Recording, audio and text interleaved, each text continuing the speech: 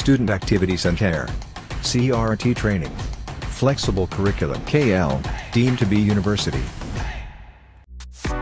ఒక క్రీడాకారిణిగా రాణిస్తూ అలాగే fashion design వైపు అయితే అడుగులు వేస్తూ తన సినీ రంగంలో ప్రవేశించి తనదంటూ పలు భాషల్లో ఒక నటిగా గుర్తింపు పొందినటువంటి నటి శ్రీ రాపాక.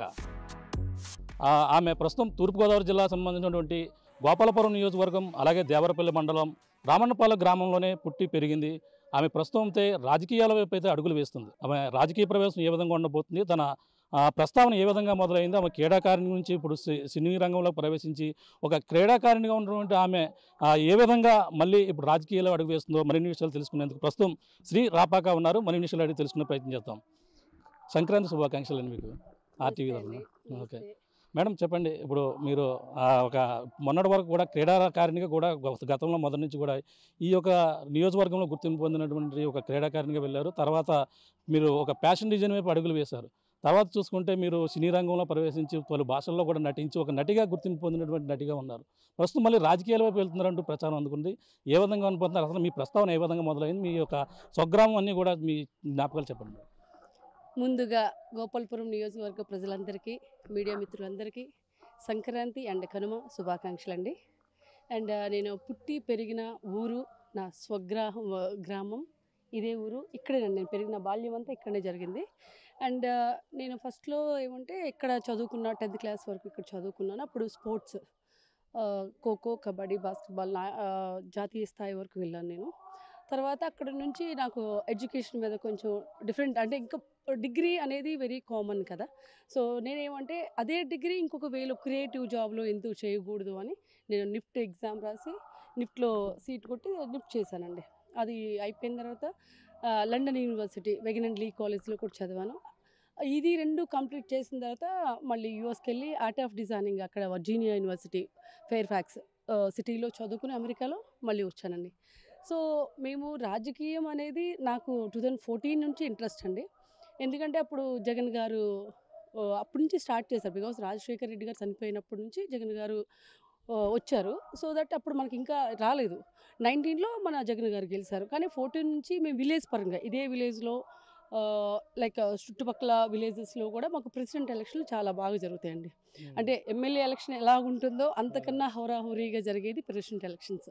సో దట్ అప్పుడు 14లో మేము వైఎస్ఆర్సీపీ నుంచి మేము ఓడిపోయాము, 30 ఓట్లతోటి ఓడిపోయాము. సో దట్ డే అనుకున్నాం, అంటే అప్పుడు మనకి పవర్ కూడా లేదు అని 30 ఓట్లతోనే మేము ఓడిపోయాం. అప్పటి నుంచి మేము కష్టపడతా ఉన్నామండి మన పార్టీ కోసం.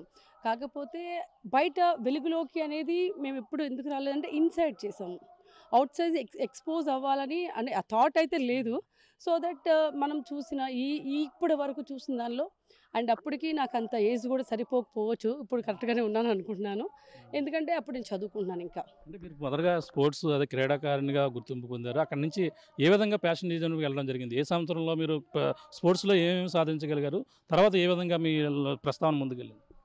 స్పోర్ట్స్లో నేను చిన్నప్పటి నుంచి అండి అన్నీ, not only khokho, kabaddi, basketball అనే కాకుండా అథ్లెటిక్స్ అండి. 100 metres, 400 metres, 1500 metres, javelin throw, long jump and tennikoit, handball. నేను ఆడిన గేమ్ అంటూ ఏది లేదు. And schools zonals first, second అలాగా జాతీయ స్థాయిలో అంటే నేషనల్స్లో నేను ఆల్మోస్ట్ 13 టైమ్స్ నేను పార్టిసిపేట్ చేశాను ఖోఖో, కబడ్డీ. సో అది అయిపోయిన తర్వాత ఒక చిన్న రీజన్తో నేను బయటకు వచ్చేసాను. నేను గుజరాత్ అప్పుడు సాయికి సెలెక్ట్ అయ్యాను. అయిన తర్వాత నేను అక్కడుండి హైదరాబాద్లో నిఫ్ట్ కోసం కోచింగ్ తీసుకుంటున్నప్పుడు హైదరాబాద్ నుంచి ఆడుతుంటే నన్ను ఆంధ్ర, తెలంగాణని ఒక సెమీఫైనల్కి వచ్చినప్పుడు నన్ను తీసి పక్కన జరిపారు. అప్పటికే నేను 13 నేషనల్స్ అయిపోయినాయి నాకు ఆల్మోస్ట్. ఎందుకంటే 2 కలిపి ఆ తర్వాత అదే నాకు లాస్ట్ గేమ్ ఆడింది. సో తెలుగు ఆంధ్ర, తెలంగాణ అనే ఒక దాంతో నన్ను పక్కన పెట్టినప్పుడు ఆ రోజు ఆ స్పోర్ట్స్ని వదిలేసానండి. వదిలి సరే ఎందులోనైనా ఏముంది, మనము ఒక పట్టుదల ఉంటే అండ్ మన పట్టుదల ఉంటే it's not a rocket science అండి. లైఫ్లో మనకి దేవుడు గొప్ప లైఫ్ ఇచ్చాడు, మన పుట్టుకే మంచి లైఫ్. అలాంటి లైఫ్లో దీంతోనే ఎందుకు ఉండాలి, ఇంత రాజీ పడి ఎందుకు నేను ఈ స్పోర్ట్స్ ఆడాలని. అప్పటికే నేను అన్ని నేషనల్స్ ఆడి చిన్నప్పటి నుంచి నా చెయ్యి ఇరిగింది, ఏమంటారు ఈ హ్యాండ్ ఇరిగింది, కాలు ఇరిగింది, షోల్డర్, నాకు చాలా ప్రాబ్లమ్స్ వచ్చాయి అంటే నేషనల్స్ కబడ్డీ ఆడేటప్పుడు. కానీ అది వదిలేయాలనిపించింది. That day I left it, వదిలేసాను. వదిలిన తర్వాత అప్పుడు ఎడ్యుకేషన్ మీద బాగా కాన్సన్ట్రేట్ చేశాను. సో అది నేను నిఫ్ట్ ఫస్ట్ ఇయర్ నుంచే నాకు అవకాశాలు వచ్చినాయి. పూరి జగన్నాథ్ గారు నాకు ఫస్ట్ ఆపర్చునిటీ అండి. రెండవ ఆపర్చునిటీ కృష్ణవంశీ గారు. సో నేను ఫ్యాషన్ షో చేశాను అప్పుడు వైస్రాయ్ హోటల్లో కిడ్స్ వేర్ ఫ్యాషన్ షో చేసినప్పుడు పూరి గారు నాకు ఎంట్రీ ఇచ్చారు. నాకు అప్పుడు నాకు సినిమాకి నేను వస్తానని కూడా నాకు తెలీదు. సినిమా మూవీస్కి నేను డిజైనర్ అవుతాను కూడా I never expect that. But by God's grace నాకు పూరి గారు అవకాశం ఇచ్చారు. నేను అప్పుడు అన్నాను ఆయనతో, పూరి జగన్నాథ్ గారితో, సార్ నేను చేయలేనేమో అంటే, లేదు లేదు నువ్వు చేయగలవని ఎంకరేజ్ చేసింది ఫస్ట్ ఆయన. అలాగే ఒక కాస్ట్యూమ్ ఫ్యాబ్రిక్ అంటే క్లాత్ని ఫ్యాబ్రిక్ అంటారు లాంగ్వేజ్లో, డిజైనింగ్ లాంగ్వేజ్లో.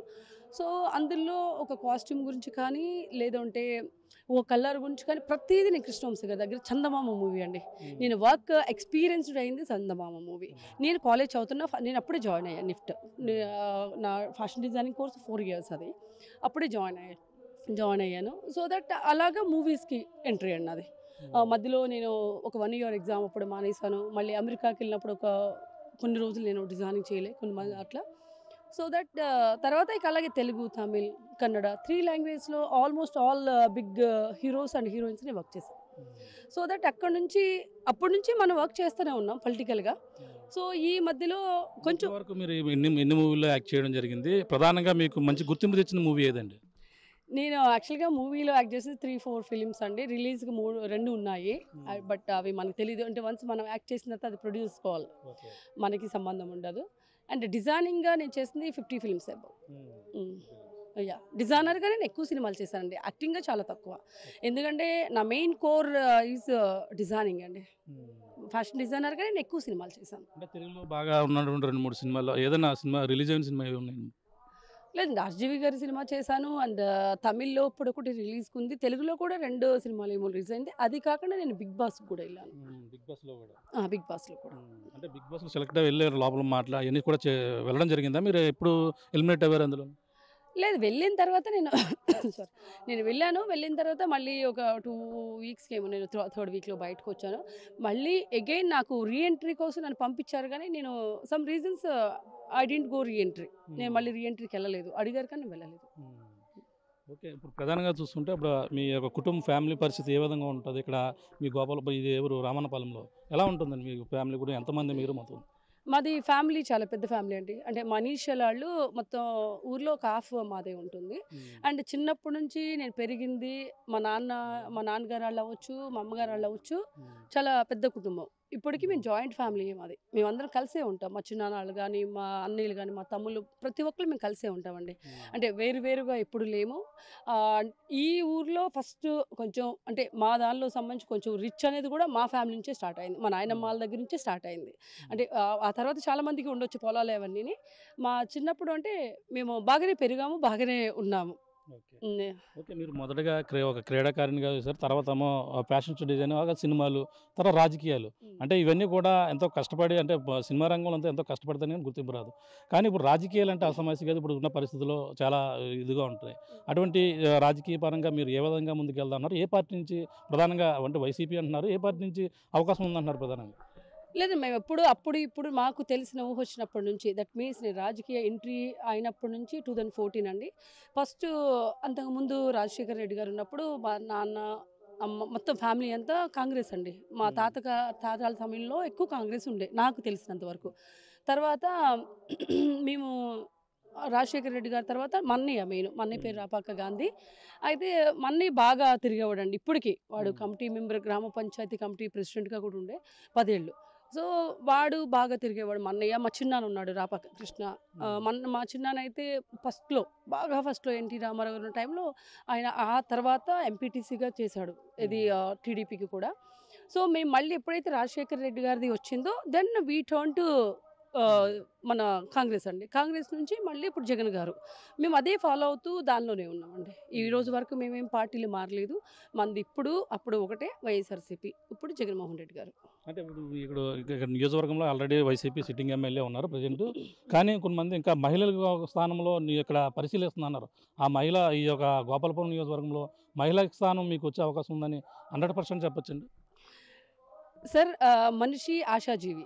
సో ప్రతి ఒక్కరికి కోరికలనే ఉంటాయి, అవి లేకుండా మనిషి బ్రతకలేడు. రెండోది ఏమంటే ఇక్కడ ప్రజెంట్ అపోజిట్ ఏదైతే టీడీపీ ఉందో అక్కడ న్యూ పర్సన్కి ఇచ్చారు. న్యూ పర్సన్కి ఇచ్చినప్పుడు ఇక్కడ కూడా వైఎస్ఆర్సీపీ న్యూ పర్సన్కి ఇస్తేనే ఏమంటారు పోటీ బాగుంటుంది. అండ్ మోర్ ఓవర్ ఒకసారి పరిపాలించిన వాళ్ళ మీద ఒక అవగాహన ఉంటుంది, either good or bad or ugly ఏదైనా ఉండొచ్చు మూడిట్లో అంటే. కానీ అదే ఒక న్యూ పర్సన్ వచ్చారనుకో, ఒక కొత్త క్యాండిడేట్ వస్తే ఏంటంటే వాళ్ళ మీద పాజిటివ్ వైబ్సే ఉంటాయి. అంటే నెగిటివ్గా థింక్ చేసే అంత అవగాహన వాళ్ళకి రాదు. మోర్ ఓవర్ ఎవరైనా ఫస్ట్ టైం మనం వచ్చినప్పుడు కసితోనే వస్తారు ఎవరైనా, ఇది మంచి చేయాలి, ఇంకా ఏదో చేయాలి. మన Gopalapuram, not only Gopalapuram, any candidate అండి. సో మంచి చేయాలని రాజకీయ ప్రస్థానం అయితే జరుగుతుందండి. అంటే ఇప్పుడు నియోజకవర్గం మీద అవగాహన దానికి సంబంధించిన గ్రూప్ అంతా ఉందా మీకు? మరి చిన్న అంటే ఆల్మోస్ట్ మా బ్రదరు మా చిన్నాన్న అంతా కూడా మేము ఫస్ట్ నుంచి తిరుగుతూ ఉన్నాం కదండి. మా అన్నయ్య ఆల్మోస్ట్ 10 ఏళ్ళు, మా చిన్నాన్న ఒక 15-20 ఏళ్ళ నుంచి ఆయన ఉన్నాడు. వాళ్ళతో పాటు నేను ఉన్నా, కాకపోతే బయట ఎక్స్పోజర్ అవ్వలేదు. ప్రతి దానికి నేను ఇక్కడ విలేజెస్లో కానీ లాస్ట్ టైం 19 ఎలక్షన్లో కూడా నేను సోషల్ మీడియా వరకు నేను చాలా వర్క్ చేశాను నేను.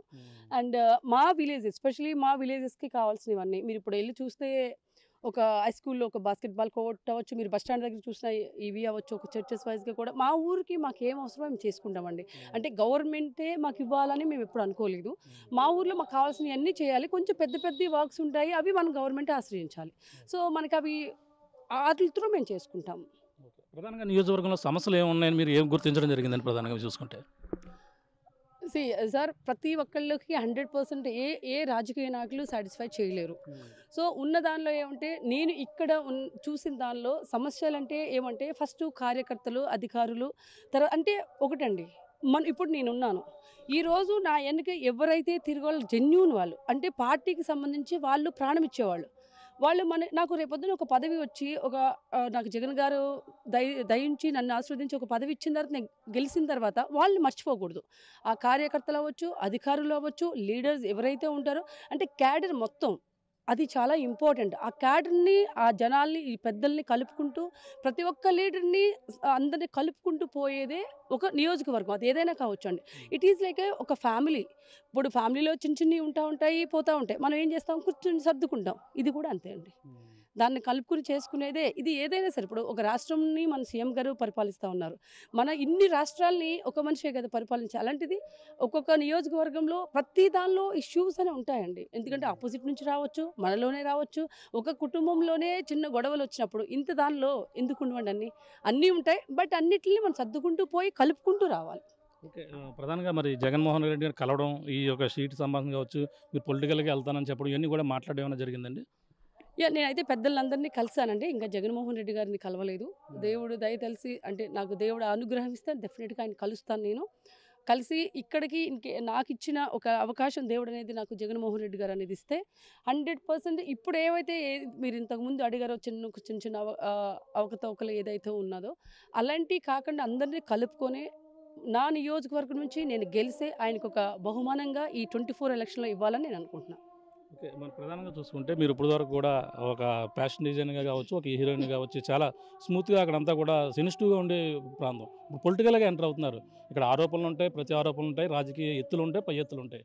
కానీ మీరు ఒక సినీ రంగం నుంచి వచ్చారు, అక్కడ ప్రతి విమర్శలు చేస్తారు. అంటే సినీ రంగం నుంచి రాజకీయాలు వచ్చిన వాళ్ళు చాలామంది సక్సెస్ అవ్వరు. మనం ముఖ్యంగా లేడీస్ చూసుకుంటే రోజా కూడా సినీ రంగం నుంచి వచ్చారు, ఆవిడ కూడా చాలా ఆరోపణలు కూడా ఎదుర్కొన్న పరిస్థితి. అటువంటి ఆరోపణలు కూడా మీరు ఆర్జీవి అంతటా ఫ్రేమ్ ఉన్న వాళ్ళతో నటించారంటున్నారు. కొన్ని ఆరోపణలు కూడా వస్తాయి, అటువంటి ఎదుర్కొనడానికి మీరు సిద్ధంగా ఉంటారా? సార్ మన లైఫ్ స్టార్ట్ అయింది చిన్నప్పటి నుంచి. ఇప్పుడు నేను ఒక స్పోర్ట్స్ కోటా నుంచి వచ్చాను. ఇందాకే మీకు చెప్పాను నేను, అంటే స్పోర్ట్స్లో ఒకటి అనుకుని నేను వచ్చేసాను అని. అప్పుడు నా ఏజ్ 18 years or 17 years అండి. ఆ రోజే నేను అనుకొని అంటే ఏదైనా మన అంతరాత్మకు నచ్చింది చేయాలి. అలాగని వాంటెడ్లీ మన మీద ఎవరన్నా ఒక న్యూస్ను క్రియేట్ చేస్తే దాన్ని ఎదుర్కొనేది నా దగ్గర ఉంది, నేను చేయగలను. ఇప్పుడు ఏదైనా సరే మనకి చూపించాలి. అంటే ఇప్పుడు నేను ఏదైనా ఒకటి చేశానన్నప్పుడు ఇప్పుడు రోజా గారి గురించి మాట్లాడేటప్పుడు నిజంగా వాళ్ళు ఏం చేస్తారనేది మనం ఆలోచించాలి కదా. ఏదో ఒక రాయి మీద ఇలా ఇసిరేద్దాము, ఒక రాయి పడితే పడిందిలే అనుకుంటే అలాగా ఆపోజిట్ పర్సన్స్ కూడా ఉండరు కదండి. అండ్ మోర్ ఓవర్ నేను అంటే సినిమా ఇండస్ట్రీలో నుంచే వచ్చామండి. ఎప్పుడైనా 2 చేతులు కలిపితేనే క్లాప్స్ వస్తాయి. ఇప్పుడు ఒక పర్సన్ మనం ఎందుకు వచ్చాము, మనం ఏ కోర్ ఇంటెన్షన్ తోటి ఇక్కడికి వచ్చామో ఆ పని మీదే మన ఫోకస్ పెట్టినప్పుడు మన దారులు పోతూ ఉన్నప్పుడు చాలా రాళ్ళు తగులుతాయి, ముళ్ళు ఉంటాయి, కంపలు ఉంటాయి, అన్నీ ఉంటాయి. దాన్ని తీసుకునే పోతాం కదా, వాంటెడ్లీ దాని మీద అడుగు వేయం కదా. సో ఇది కూడా అంతే. అలాంటివి జరిగినా దాన్ని తప్పుకుని దాని దారి తప్పించుకుని మనం పోవాలి. అంతేగా నేను వాళ్ళతోనే గొడవ పెట్టుకోవాలి ఇలా అని నాకు లేదు సార్. ఎందుకంటే మనం వచ్చింది ఇక్కడ రాజకీయ పరంగా సేవ చేయడానికి, రాజకీయ పరంగా ఒక్కొక్క విలేజ్ని ఒక బంగారు విలేజ్ చేయాలని ఆ ఇంటెన్షన్తో వచ్చినప్పుడు ఇవన్నీ తగిలినా ఇవన్నీ ఉన్నా నేనైతే పట్టించుకోకుండా నావే నేను వెళ్ళిపోతానండి. ఎందుకంటే నేను పుట్టి పెరిగి నా ఊరికి తెలుసు, నా జనాలకి తెలుసు నేనేంటి అనేది. ఎవరో మాట్లాడి అయినంత మాత్రం నాకు అది తీసుకోవాలనేది అయితే నాకు లేదు. అంటే మొదటగా అంటే సినీ రంగం నుంచి వచ్చిన వాళ్ళ మీద ఇటువంటి ఆరోపణలు వస్తుంది. అంటే ప్రధానంగా పవన్ కళ్యాణ్ మీద కూడా వీళ్ళు ప్రతి ఆరోపణలు కూడా చేసిన పరిస్థితులు కూడా ఉంటాయి. పవన్ కళ్యాణ్ గారి విషయం చూస్తే తన మ్యారేజ్ విషయం కావచ్చు, వ్యక్తిగత విషయాల కోసం పొలిటికల్గా ఇటువంటి అస్త్రాలు ఉపయోగిస్తారు. ఆ విధంగా వాళ్ళు ఏమన్నా ప్రత్యర్థులు ఉన్న టీడీపీ నుంచి కావచ్చు, ఒకవేళ మీరు వైసీపీ నుంచి వస్తే టీడీపీ నాయకులు కావచ్చు, జనసేన నాయకులు వాళ్ళు ఏమన్నా వేరే విధంగా మీ మీద కామెంట్ చేస్తే దానికి ఏ విధంగా సిద్ధంగా ఉంటారు? ఇప్పుడు వాళ్ళు చేసినంత మాత్రం నేను అది అవ్వను కదా. అండ్ ఇంకోటండి, పర్సనల్ అనేది ఎప్పుడు మనం టచ్ చేయకూడదు. దేర్ పర్సనల్ లైఫ్, దాన్ని మనం ఎంతవరకు ఉండాలో మన లిమిట్స్లో మనం ఉండాలండి. మనం అందరం ఇక్కడ ఎందుకు వచ్చాము, అది పవన్ కళ్యాణ్ గారు కావచ్చు, రోజా గారు కావచ్చు, ఎవరైనా కావచ్చు, మనం సేవ చేయడానికనే వచ్చాము. దాని గురించి మనం ఆలోచిస్తేనే టైం సరిపోదు. అలాంటప్పుడు ఈ పర్సనల్ లైఫ్కి ఎందుకు వెళ్ళాలి? అది ఎవరికైనా సరే, నా వరకు నాకు అనవసరం అండి. పర్సనల్ లైఫ్ని ఎవరిని టచ్ చేయాలని నేను అనుకోను. నాకు అలా ఎవరు వచ్చినా నాకు అది నా పని కాదన్నప్పుడు, ఒక పని మీద వెళ్ళినప్పుడు ఆ పని కోసమే మన గురి ఉండాలండి. ఈ శైలి అన్నీ వచ్చిన దాని మీద ఆలోచిస్తే నా గురి తప్పుద్ది. ఆ గురి తప్పకుండా ఉండాలంటే ఇవన్నీ పట్టించుకోను. అంటే రోజా విషయంలోనే సీడీలు ఉన్నాయంటూ టీడీపీ వాళ్ళు ఆరోపించడం, తనకు సంబంధించినటువంటి వేరే విధంగా మాట్లాడడం అసభ్యకరంగా, ఇటువంటివి కూడా ఉన్నాయి. అంటే మీరు ఆర్జీవీతో పనిచేసిన ఎక్స్పీరియన్స్ ఉంది. ఆయన చూస్తేనే ఇప్పుడు వివాదాస్పద దర్శకుడు, కానీ ఎక్కువగా చూస్తుంటే ఆయన వేరే మూవీలు ఎక్కువగా తీస్తుంటారు. అవన్నీ కూడా మనం కాంట్రవర్సీ చేసే అవకాశం ఉంటాయి కదా, ఆ ప్రత్యర్థులన్నీ కూడా. సార్ ఇప్పుడు మీరు వ్యవసాయం చేస్తూ ఉన్నారు. ఇప్పుడు మీరు ఫర్ ఎగ్జాంపుల్ ఇక్కడ వచ్చారు, యాంకర్గా, రిపోర్టర్గా వచ్చారు. ఇది మీ జాబ్ కదా. సినిమా అనేది దేర్ జాబ్. అది పవన్ కళ్యాణ్ గారు చేశారు, ఎన్టీఆర్ గారు చేశారు, ఏమంటారు మన ఎంజీఆర్ గారు చేశారు, ఇక్కడ వచ్చిన జయప్రద గారు చేశారు, జయసుధా గారు చేశారు. అది మన ఏదైతే వ్యక్తిగత లైఫ్ని టచ్ చేయడం అనేది కరెక్ట్ కాదు. ఎందుకంటే ఇప్పుడు మీరు వ్యవసాయం చేస్తూ ఉన్నారు. వ్యవసాయం చేసిన వాళ్ళు వ్యవసాయం చేసుకుని లుంగి వేసుకుని వ్యవసాయమే చేయాలి. అక్కడ సూట్ వేసుకుని వ్యవసాయం చేస్తే ఏం మాట్లాడతారు? చేయగలరా? అలాగే ఆ ప్రొఫెషన్ మనం టచ్ చేయకూడదు. ఇది సినిమా అనేది మా జీవితం. మా జీవితాలు ఎలా ఉన్నాయని చెప్పేసి మీరు దాన్ని ఎంటర్టైన్ చేసుకుంటున్నారు కదా, చూస్తున్నారు కదా. చూసినప్పుడు లేనిది ఏదో ఒక కామెంట్ కోసం ఎందుకు పెడతారు? అలాంటప్పుడు మీరు అంటే ఎవరి ప్రొఫెషన్ వాళ్ళదండి. లాయర్ అనే ఆయన లాయర్ పనే చేయాలి, డాక్టర్ అనే ఆయన డాక్టర్ పనే చేయాలి. అలాగే వృత్తి, ఇది కూడా సినిమా మా వృత్తి. అది దానిలో ఉన్నప్పుడు ఇంకొక పర్సన్ కామెంట్ చేయడానికి సరిపోరండి. అది అలా కామెంట్ చేయడం కూడా కరెక్ట్ కాదు. ఇటీవల వ్యూహం సినిమా కూడా ఒక వివాదాస్పదంగా మారింది. అది కూడా ఇప్పుడు మధ్యలో ఆగిపోయింది, కోర్టులు కూడా వెళ్ళారు. ఆ వ్యూహంలో ఒక టీడీపీకి సంబంధించి చంద్రబాబు కావచ్చు, లోకేష్ కావచ్చు, పవన్ కళ్యాణ్ కావచ్చు, ఇటువంటి ఉన్నాయని ఆపేషన్ జరిగింది. అంటే ఇప్పుడు ఎవరైతే రామ్ గోపాల్ వర్మ ఉన్నారో ఆయనే తీసిన పరిస్థితి. మీకు కూడా బాగా పరిచయిస్తుడు, ఆయన ద్వారా మనకి ఏమైనా టికెట్ వస్తుందని చెప్పేసి ఏమన్నా హామీ ఏమైనా రావడం జరిగిందంటే, అంటే బాగా పరిచయం వాళ్ళని. అసలు నేను ఎప్పుడు ఆర్జీవి గారని ఇలాగ నేను ఎప్పుడు మాట్లాడలేదు సార్. ఎందుకంటే ఇప్పటి వరకు నేను ఆర్జీవి గారికి ఎప్పుడు దీని పరంగా నా కోసం మాట్లాడమని రికమెండేషన్ ఎప్పుడు చేయించుకోలే. ఎందుకంటే ఇది ఎమ్మెల్యే టికెట్ అనేది మన నియోజకవర్గం జనాల్లోంచి పుట్టాలి. ఆర్జీవి గారు చెప్పారనో, ఇంకొక మంత్రి గారు చెప్పారనో జగన్మోహన్ రెడ్డి గారు టికెట్ ఇయ్యరు. First point. రెండోది ఏంటంటే ఇక్కడ టికెట్ అనేది జనాలది. ఇది ఒక మనిషిని ఎన్నుకోవాలంటే ఇక్కడ గోపాలపురం నియోజకవర్గం మొత్తం జనాలు ఎన్నుకోవాలండి. నన్ను ముందు లోకల్ క్యాడర్ నన్ను ఎన్నుకోవాలి. అక్కడికి వెళ్ళి నేను డైరెక్ట్గా అక్కడికి వెళ్ళి టికెట్ తీసుకునే అంత దానిలో మనం లేవండి. అండ్ జగన్మోహన్ రెడ్డి గారు అలాంటి పని ఎప్పుడు చేయరు.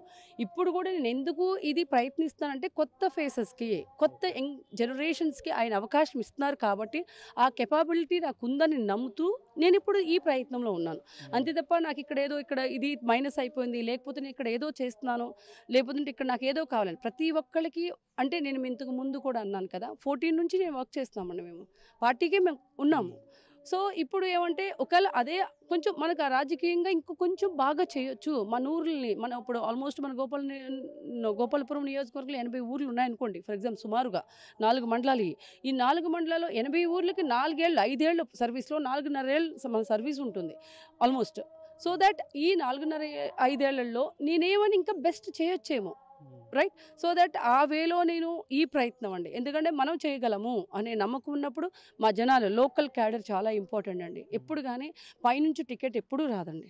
జగన్మోహన్ గారు కూడా సర్వేలు తీసుకొని ఆయన ఎవరు కరెక్ట్ అనుకొని ఇక్కడ ఇది చేస్తారండి. అంతే తప్ప ఎవరు చెప్పిన రికమెండేషన్ అనేది ఇక్కడ ఉండదని నా నమ్మకం. అంటే ఎస్పెషల్లీ వైఎస్ఆర్సీపీ అంటే పొలిటికల్గా వ్యూహాలు ఉంటాయి. అదే వ్యూహం సినిమా కూడా ఈ ఏపీ రాజకీయాల మీద ఎక్కువగా రావడం జరిగిందని చెప్పేసి అంటున్నారు. అందులో మీరు ఈ వ్యూహం సినిమాలో కూడా మీరు ఏమైనా యాక్ట్ చేశారా? ఏమైనా ఆఫర్ వచ్చిందని దానిలోనే ఏమైనా? లేదండి, నాకు అసలు సినిమా గురించి పెద్దగా తెలియదండి. విన్నాను కానీ నో ఐడియా. ఎందుకంటే మనం ఇక్కడే ఉంటున్నాము, మన పని ఇది. ఇందాక మీకు చెప్పాను కదా, మన గురి ఏది ఉందో దాని మీదే కానీ చుట్టుపక్కల వాళ్ళ మీద పెద్దగా నేను ఆలోచించాను. అంటే ఆర్జీవీ వ్యూహం సినిమా ఆగిపోవడంతో మళ్ళీ పొలిటికల్గా వ్యూహం ఏమన్నా ఆమె వ్యూహం గతంలో ఎవరో రామ్ గోపాల్ వర్మతో పనిచేసిన అనుభవం ఉందా? ఆమె ఏమన్నా మళ్ళీ ఇప్పుడు వ్యూహం ఏమన్నా రచిస్తున్నారా? ఏపీ రాజకీయాల్లో ప్రత్యక్షంగా ఈమె రాపాక శ్రీని పెట్టి ఏమైనా చేస్తున్నారని ఒక అపోహ అందరిలో ఉన్నది. దాన్ని ఎలా చూడాలి? అసలు అది రాంగ్ అండి. నేను మీకు ఇందాక అదే చెప్పాను. నేను రాజ్జీవి గారి దగ్గరికి వెళ్ళి నాకు టికెట్ ఇవ్వండి అని ఇప్పటివరకు నేను అడగలే. కాదు మీ ఎదురుంటే కాల్ చేయబడితే నేను కాల్ చేస్తాను. నాట్ ఓన్లీ రాజ్జీవి గారు, నాకు సినిమా ప్రముఖుల సపోర్ట్ ఉంది కానీ రాజ్జీవి గారు కాదండి. నేను ఇంతకుముందు ఒక ఇంటర్వ్యూలో కూడా చెప్పాను, కృష్ణుడు అవ్వచ్చు, నాకు విక్రమ్ ఉన్నారు, ఇంకా ప్రజ్ఞాధర్ అన్న ఉన్నారు, ఒక ప్రొడ్యూసర్స్ ఉన్నారు, ఇప్పుడు రాజు గారు అవ్వచ్చు, దామోదర్ ప్రసాద్ గారు, కొంతమంది ప్రొడ్యూసర్స్ ఉన్నారండి. నాకు అంటే సినిమా పరంగా నాకు సపోర్ట్ చేసేవాళ్ళు చాలామంది ఉన్నారు.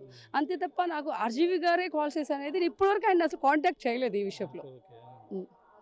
అంటే మరి ఇప్పుడు ఈ మనం మీరు చూసుకుంటే ప్రధానంగా మనకి నియోజకవర్గంలో ఎటువంటి అభివృద్ధి చేయాలనుకుంటున్నారు? అంటే ప్రధానంగా రాజకీయాలు అంటే చాలా ఖర్చుతో కూడినటువంటి దానికి సంబంధించి బడ్జెట్ కూడా ఇప్పుడున్న రాజకీయాలు సాధారణంగా అవే పరిస్థితి కాదు. దానికి తగ్గ మీరు అందరూ సిద్ధపడి ఉన్నారు మీరు? అవునండి, ఒకసారి ఒక దాని గురించి వచ్చామనుకున్నప్పుడు అన్ని విధాలా సిద్ధపడి మనం రెడీ అవుతాం. సో నేను అది రెడీ అయ్యి దీనికి వచ్చాను. రెండోది, ఒకసారి మన జగన్మోహన్ రెడ్డి గారు నాకు నిజంగానే అంటే ఈ నియోజకవర్గానికి నాకు సీట్ ఇస్తే నేను డెఫినెట్గా నేను గెలిచి ఈ గ్రామాలన్నింటిలో ఇందాక ముందే చెప్పాను కదా, దానికి తగ్గట్టు నేను, ఎందుకంటే నాట్లోని గవర్నమెంటే డబ్బులు ఇచ్చి మనం చేయాలని లేదండి. ఇప్పుడు మన సినిమా ఇండస్ట్రీలో ఉన్నాం, కొంతమంది మాకు ఇలాగ ఉంది, కొంచెం స్పాన్సర్స్ కూడా మనం తెచ్చుకోవచ్చు. గవర్నమెంట్ మీద ఎందుకు డిపెండ్ అవ్వాలి? అన్నీ సమానంగా చేయాలని లేదు కదా. మనకు తెలిసిన, ఇప్పుడు నేను అమెరికాలో చదువుకున్నాను, నా ఫ్రెండ్స్ కొంతమంది ఉండొచ్చు, ఇలా నా విలేజెస్కి కొంతమంది ఏదైనా ఎమర్జెన్సీ, మెడికల్ ఎమర్జెన్సీ అవ్వచ్చు. సో దట్ అలా ఉన్నప్పుడు కూడా మనం ఎందుకు why don't to try sponsors అని కూడా. ప్రభుత్వం ఇచ్చినటువంటి సంక్షేమ పథకాలు పూర్తి స్థాయిలో ప్రజలకు అందడం లేదు అంటే కొన్ని ఆరోపణలు ఉంటున్న పరిస్థితి, దాన్ని అలాగ మీరు ఫేస్ చేయగలరు? లేదండి, అన్నీ అందాయండి. ఇప్పుడున్న నాకు తెలిసిన ఇండియాలో నెంబర్ 1 డైనమిక్ సీఎం ఎవరనంటే అది ఓన్లీ జగన్మోహన్ రెడ్డి గారు అండి. ఎందుకు చెప్తున్నానంటే పథకాలు, నవరత్నాలని ఆయన మేనిఫెస్టో రిలీజ్ చేసినప్పుడు మచిలీపట్నంలో ఎక్కడో చేశారండి ఆయన నవరత్నాలది లాస్ట్ పోయినసారి ఎలక్షన్స్లో. ఆ నవరత్నాలు అన్నీ ఆయన చేశారండి. ఇప్పుడు ఫర్ ఎగ్జాంపుల్ మీరు ఇది అయిపోయిన తర్వాత అక్కడికి వెళ్ళి గ్రామ సచివాలయం ఉంది, వెళ్ళండి, రైతు భరోసా, తర్వాత అలాగే విలేజ్ క్లినిక్ అని చెప్పేసి 3 ఒక చోట పెట్టి, అలాగే నవరత్నాలు అన్నీని ఇప్పుడు ప్రతి ఒక్కరికి కూడు గుడ్డ అంటారు, సింపుల్ సామెత. ప్రతి మనిషికి జీవితంలో నేను ఒక ఇల్లు కట్టుకోవాలనేది కోరికండి, మీకైనా నాకైనా ఎవరికైనా ఉంటుంది, వాళ్ళ స్థాయిలకు తగ్గట్టు ఉంటుంది. అలాంటిది జగన్మోహన్ రెడ్డి ఇంతకుముందు పరిపాలన ఎవరో ఇచ్చారు, ఇల్లు ఇచ్చారు, దానికి మించి ఈరోజు ప్రతి ఒక్కరికి ఇల్లు ఇవ్వలేదండి. ప్రతి నవరత్నాలు అనే దాన్ని అన్నీ ఆయన క్లియర్గా, ఎందుకంటే ఇంతకుముందు ఒక ముసలాళ్ళు వెళ్ళాలంటే ఒక దగ్గరికి ఎక్కడికో ఊర్లో ఒక ప్లేస్ చెప్తే అక్కడికి వెళ్ళి పెన్షన్ తీసుకునేవాళ్ళు, రైట్. అలాగే రేషన్ వాళ్ళు ఉంటే తీసుకునేవాళ్ళు, లేకపోతే లేరు. ఒక వాలంటీర్స్ ద్వారా ఒక ఏదైతే ఈ థంబ్ ఇంప్రెషన్ ఇచ్చి తీసుకోవడం వల్ల కరప్షన్ అనేది మనం దాన్ని అరికట్టడం జరిగింది. It is right are wrong? కరెక్టే కదండి. ఎందుకంటే ప్రతి ఒక్కళ్ళు ఇంటింటికి రేషన్, ఇంటింటికి వెళ్ళి వాళ్ళు పెన్షన్ ఇచ్చేది, అండ్ గ్రామ వాలంటీర్స్ని ఇచ్చారు. దీనివల్ల ఏమంటే కరప్షన్ అనేది లేదు, ఎందుకంటే వాళ్ళ థంబ్ ఇంప్రెషన్ ఇచ్చిన తర్వాత వాళ్ళకి అవుతుంది, కరెక్ట్ పర్సన్కి చేరుకుంటుంది అది. అలాగా నవరత్నాలు అనేది ఇచ్చి మొత్తం అన్నీ ఇచ్చి, అండ్ 2.5 ఏళ్ళు ఆయన పరిపాలించింది. 4.5 సంవత్సరాలు అయింది ఇప్పటికి. ఈ 4.5 సంవత్సరాలు 2 సంవత్సరాలు కోవిడ్ వెళ్ళిపోయిందండి. మళ్ళీ ఇండియా మొత్తంలో నెంబర్ 1 రాష్ట్రం ఏదనంటే కోవిడ్లో కరెక్ట్గా ఉంది మన ఆంధ్రప్రదేశ్. మన ఆంధ్రప్రదేశ్ జనాభా సుమారు 6 కోట్ల మంది పైనే. ఎందుకంటే ఆ 6 కోట్ల వరకు ఉన్న జనాల్లో మనకి ఎన్ని డెత్లు ఉన్నాయి, ఎంత కంట్రోల్ అయింది. ఎవరో చెప్పి ఫస్ట్ పారాసిటమాల్ అదేంటి కింద పోసేది ఉంటుంది కదా, పారాసిటమాల్ వేసుకుంటే అయిపోద్దా, అక్కడ కింద రోడ్లంతా ఇది పౌడర్ చల్లితే సరిపోతుందా అని అన్నారు. అదే పారాసిటమాల్తోనే కోవిడ్ ఎండ్ అయింది, రైట్. సో అది జగన్మోహన్ రెడ్డి గారే కదండి చెప్పారు ఫస్ట్. సో ఎందుకు మనం ఇందులో ఈ 2.5 ఏళ్లే ఆయన పరిపాలించి, కరెక్ట్గా చెప్పండి 2.5 ఏళ్లే, 2.5 ఏళ్ళలోనే ఇంత చేస్తే వచ్చే 5 సంవత్సరాలు ఇంకెంత చేయొచ్చు? ప్రతి విలేజ్ ఒక బంగారపు బొమ్మలా, ఒక బంగారపు గోడలా, బంగారపు రోడ్డులా తయారవుతుందండి. ఇది మా కళ. అంటే మీరు అన్నట్టు వీళ్ళు తయారవుతుందన్న రోడ్లు చూస్తే అధ్వానంగా ఉన్నాయని చెప్పేసి ఆరోపిస్తున్నారు. అలాగే ప్రధానంగా ముఖ్యంగా మంత్రులు ఉన్నటువంటి ఇప్పుడు ఉన్నటువంటి మంత్రులు ఎవరన్నా వైసీపీలో వాళ్ళ భాషా శైలి కావచ్చు, ఇందాక మీరు కూడా చెప్పారు వ్యక్తిగతంగా దూషించడం సరైనది కాదని చెప్పేసి అంటే మంత్రులు అందరూ కూడా భాషా శైలిలో కొంతమంది నాని కావచ్చు, అలాగే రోజా కావచ్చు, కొంతమంది ఈ విధంగా మాట్లాడడం అనేది సరైనది కాదంటారు. జగన్మోహన్ రెడ్డి గారే పవన్ కళ్యాణ్ గారు 3 పెళ్ళిళ్ళు చేసుకున్నారంటూ కామెంట్ చేస్తున్నటువంటి పరిస్థితి కూడా సినిమా వల్ల ఆయనే ఒక సీఎంఏ విమర్శించిన పరిస్థితి ఉంది. అవన్నీ కూడా ఎలా చూడాలంటారు? సార్ గోడకి బంతి కొడతాం కదా, కొట్టింది ఎంత వెళ్తుందో దాని మీద ఒక సెకండ్ ఎక్కువ ఫాస్ట్ వస్తుంది. సో ఆపోజిట్ పర్సన్స్ బట్టే వీళ్ళ లాంగ్వేజ్ కూడా ఉంటుంది. అది ఏదైనా సరే. ఇప్పుడు నన్ను మీరు ఏమనుకుంటుంటే మేము తిడతానా వచ్చి మీకే క్వశ్చన్ వేస్తుంది లేదు కదా. మీరు మీ పని మీరు చేసుకుంటా పోతే మీరు పిలిచి ఇట్లా ఇలా పిలిచి మరి నేను తిడతానా లేదు కదా. అండ్ వాళ్ళ నుంచి వాళ్ళకి ఇచ్చే ఆన్సర్ అండి అది, అంతే తప్ప. ఎందుకంటే ఒకళ్ళు కదిపితేనే అది వస్తుంది. ఫస్ట్ ఎవరు కదిపారు ఒకసారి మళ్ళీ బ్యాక్కి వెళ్ళి మీరు రివీల్ వేసుకొని చూడండి. సో దట్ అంతే, అది వాళ్ళ దాన్ని బట్టి సంబంధించి. రేపొద్దున నన్ను ఎవరైనా కదిపితేనే నేను మాట్లాడతాను తప్ప నన్ను ఎవరు కదిపోతున్నా ఎందుకు వెళ్ళుకుంటాను వెళ్ళి వెళ్ళుకోరు కదండి. అభ్యర్థుల బరిలో శ్రీ రాపాక అనుకోవచ్చా ఇప్పుడు వచ్చే ఎన్నికల్లో? సార్ అది ఇప్పుడు నేను మీకు చెప్పాను కదా సార్, నా వంతు నేను ఏం చేయాలో, నేను కృషి చేయాలో, ప్రజా సేవ చేయడానికి నేను సిద్ధంగా ఉన్నాను అన్ని విధాల. అది జగన్మోహన్ రెడ్డి గారు మమ్మల్ని ఒక్కసారి అనుకొని ఆయన ఇస్తే 100కి 200% I can put my effort పెడతాను. అలాగే నా కృషితో నా జనాల్ని, నా లోకల్ లీడర్స్ ఎవరైతే ఉన్నారో, లోకల్ క్యాడర్ ఎవరైతే ఉన్నారో ప్రతి ఒక్కరితోటి మేము కలుపుకొని, ప్రతి లీడర్ని కలుపుకొని మేము ఈ గోపాలపురం నియోజకవర్గాన్ని నుంచి గెలిపించుకొని ఆయన దగ్గరికి వెళ్తామండి. అంటే చివరిగా అంటే మీకు పేరు శ్రీ రాపాక అన్నారు. అసలు పేరు ఏం పేరు ముద్దు పేరు ఎవరైనా పెట్టారా? మీరు పెట్టుకున్నదా శ్రీ అనేది? ఇంటి తల్లిదండ్రులు పెట్టిన పేరండి? లేదండి, శ్రీ రాపాక అనేది ముద్దు నిక్ నేమ్ కూడా ఉంది నాకు. బేబీ అని పిలుస్తారు ఎక్కువ. సో దట్ కాలేజ్ నేమ్ అంతా కూడా శ్రీ రాపాక అండి.